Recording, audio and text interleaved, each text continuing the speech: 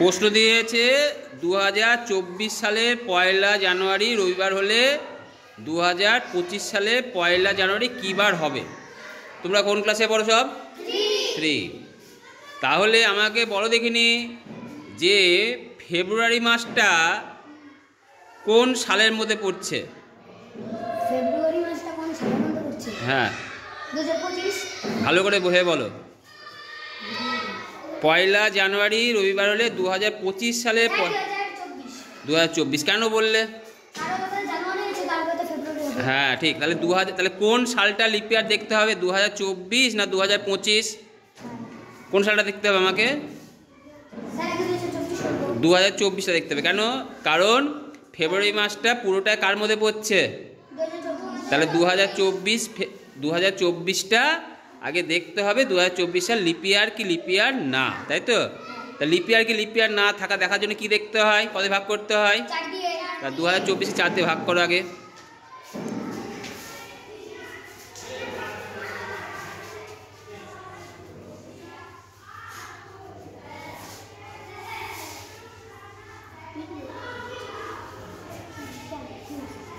পাঁচটা কোথায় লিখতে বলেছিলাম?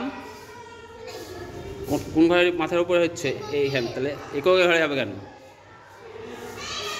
তুই ক ঘর নিয়েছিলে? 2 ঘর। দু ঘর মানে কোথায় হবে? তাহলে এর মাথার উপরে হবে। ঠিক আছে। এবার 0 2 গেল না, তাহলে 0টা কোথায় হবে? হ্যাঁ এবার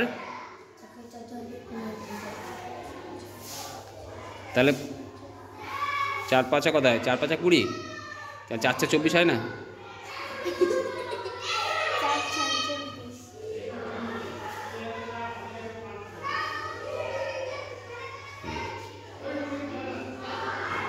তাহলে 2024 সাল লিপ ইয়ার, তাই না?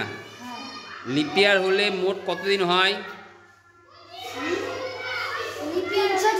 তাহলে এবার 366 দিন হবে, তাই তো? তাহলে মোট কতদিন হলো? 2024 থেকে 2025 সালের 1 জানুয়ারি মোট কতদিন হলো? 366। এবার 366 এখানে 366 লেখো। 66 লেখো। 366 দিন, তাই না? এবার বলো একে 1 সপ্তাহ মানে কদিন? 7 দিয়ে ভাগ করো এটাকে। 7 দিয়ে ভাগ করো।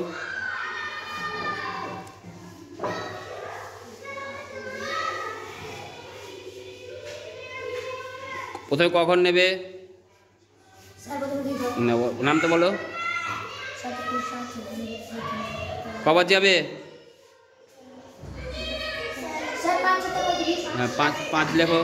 5 কোথায় লিখতে বলেছি? লেখো।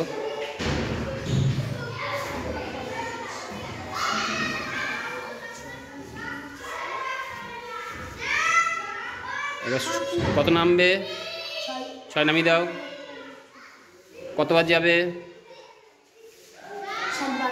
7 বার। কবার যাবে?